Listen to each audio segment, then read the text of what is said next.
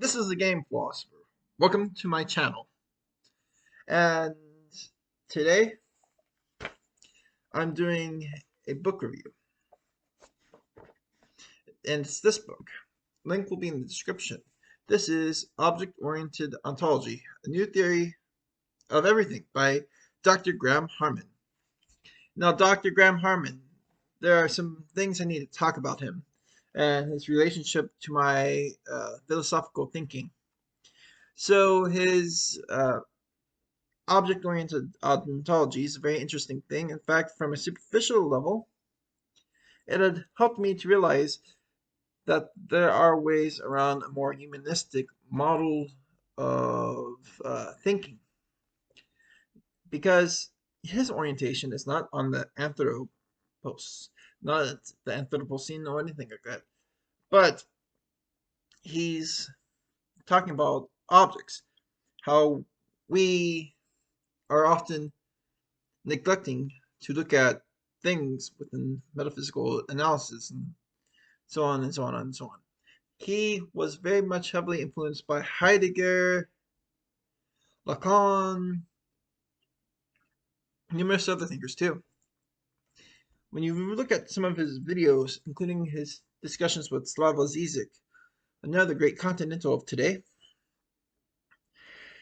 he's a very outgoing character. He doesn't seem to want to debate as much.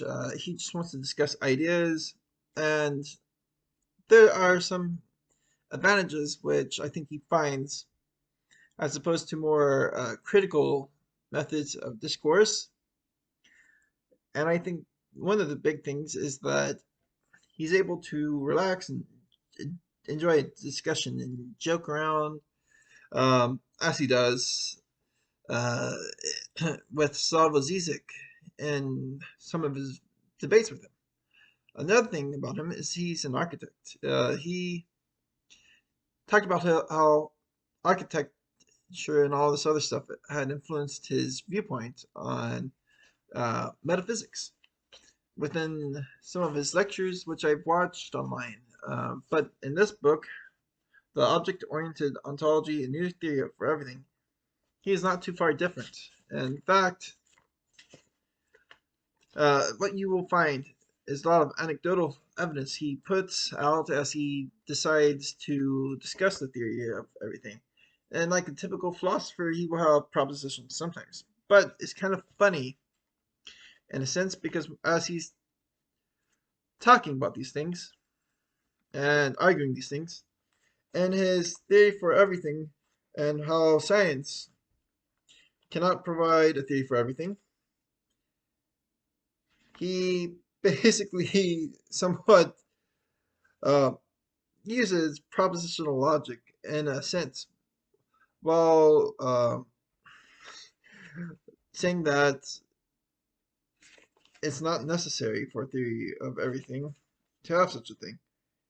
And so the fourth false assumption, everything that exists must be able to be stated accurately in literal propositional language. Here are some scientific statements chosen at random from the 3 books of science nearest to hand in my living room.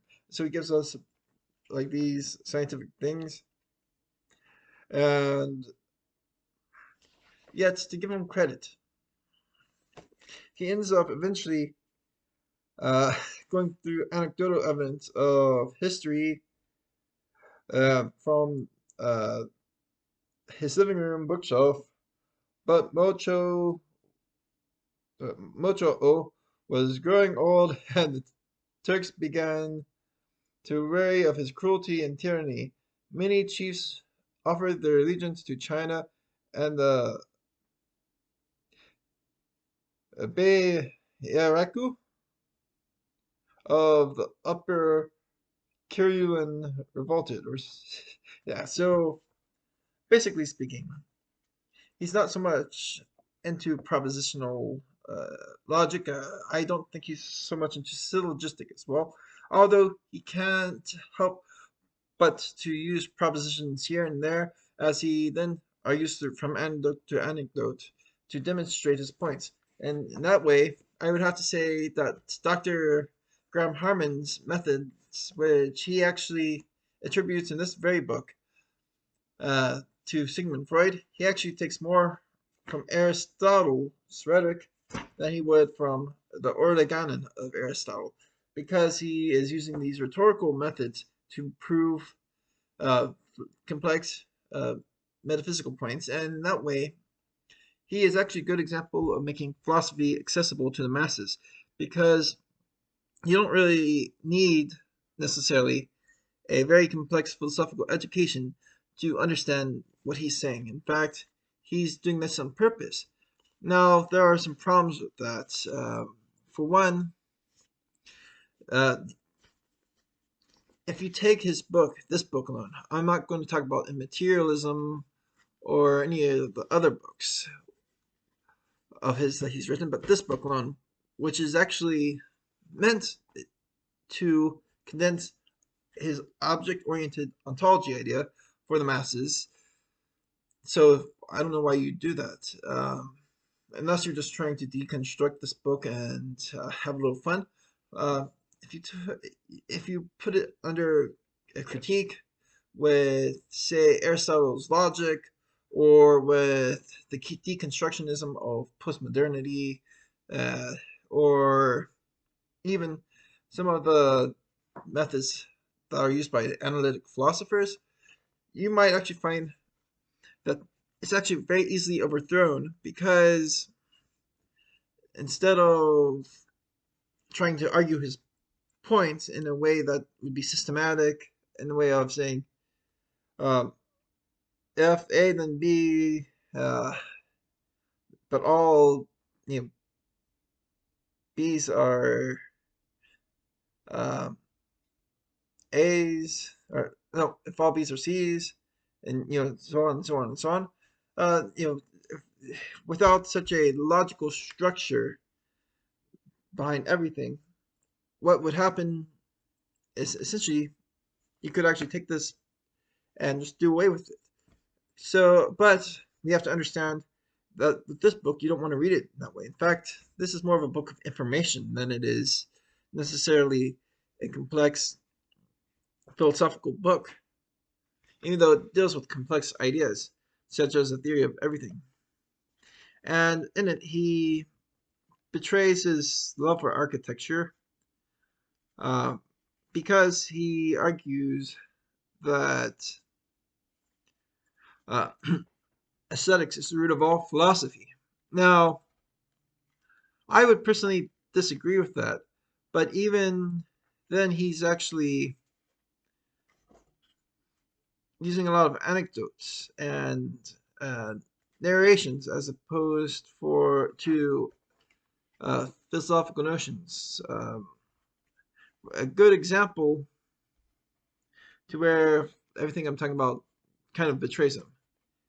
And he says, while I, for one, do not believe in the Trinity, I nonetheless find this passage marvelous.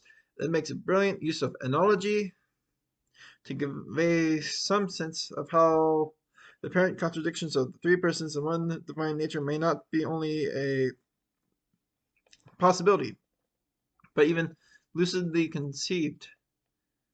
Yet for Johnston there is no room for such analogies, given his behest that we only use categories, concepts, predicates, properties to explain any topic. Metaphor, more generally, would be excluded from Johnston's intellectual map, though we will soon see that OOO grants it at a high philosophical status. Then he goes on, um, as he's talking about metaphor in more detail, he ends up giving us some interesting insights into object-oriented ontology. One of them is basically takes this Spanish philosopher Ortega, who's making this treatise who made this treatise on metaphor, where apparently he had uh, taken uh, the principles of Kant, that we should never treat people, including ourselves, as merely a means to an end, but only as ends to themselves. And that he had stated, without saying it plainly, that we can broaden Kant's ethical insight in a way that takes it far beyond the realm of ethics. Then he applies it towards the use of objects, which is actually important to see, because what he's doing here is saying, let's stop looking at the person, only the person. Let's look at the object too. And to this, he keeps going on and on and on. I don't want to talk too much about every aspect of this book. In fact, that would just ruin the point of you reading this book. So you need to buy the link in the book and the link in the description and read it for yourself. But basically speaking, he's orienting us towards a different mentality. And he's orienting us not necessarily to the ethical, which would be the idea of how humans treat one another in the world, but how we treat objects and things. The aesthetics, the study of the beautiful. And he will also have charts which shows his Heideggerian and Husserlian influences, because he has very beautiful charts on ontological experience. The example is shown right here. As you can tell, real qualities, uh, sensual qualities, real objects, sensual objects, and he goes on and on and on. And that itself would be a good example of why this book is more written for the masses than it would be for philosophers with a philosophical education. And he kind of keeps going on about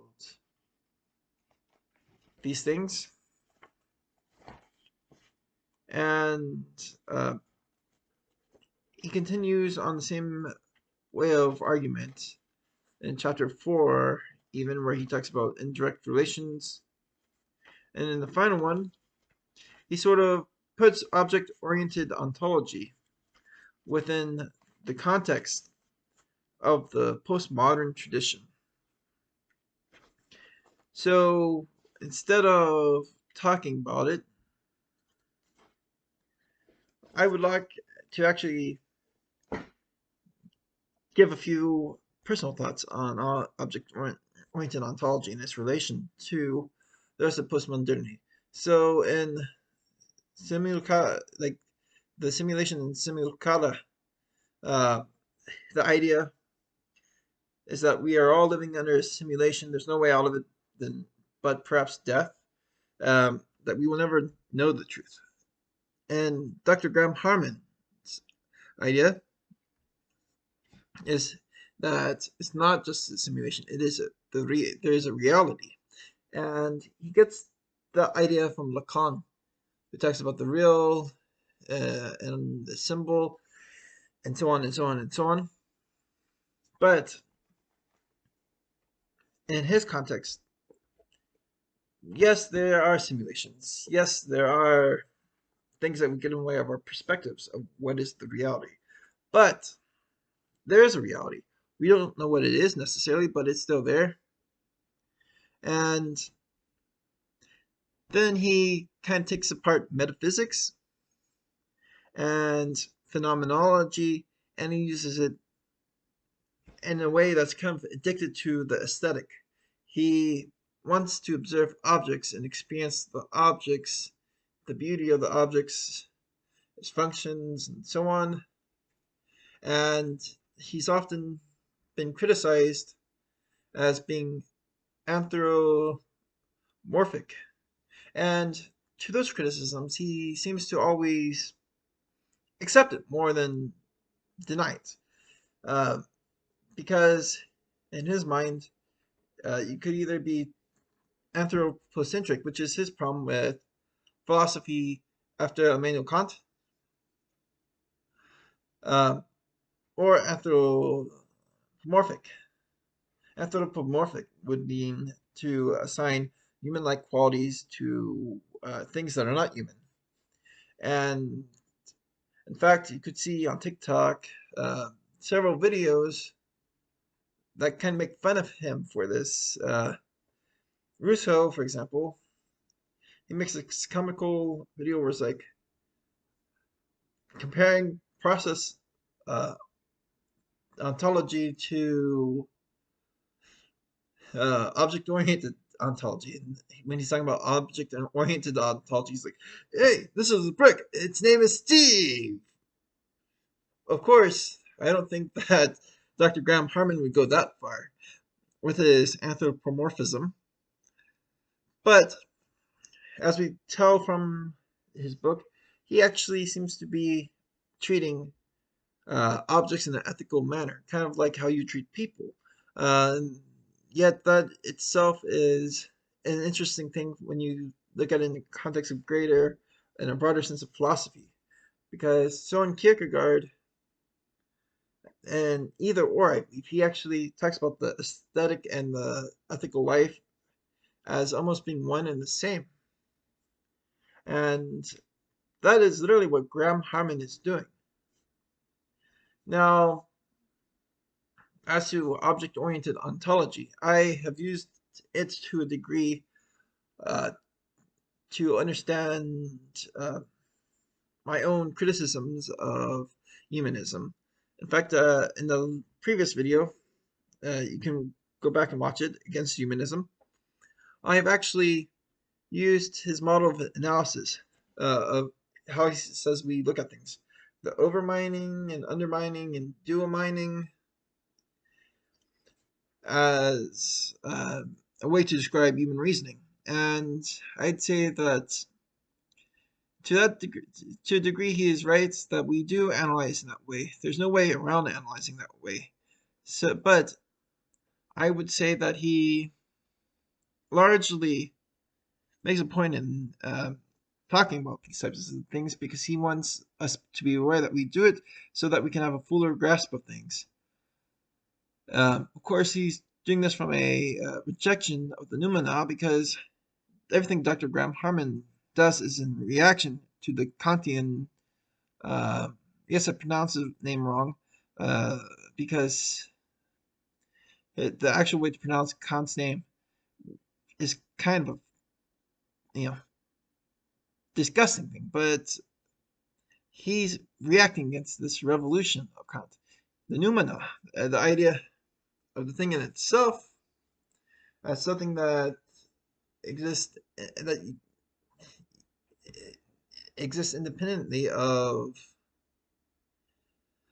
experience, and that it's a thing without the experience factor and all this other stuff.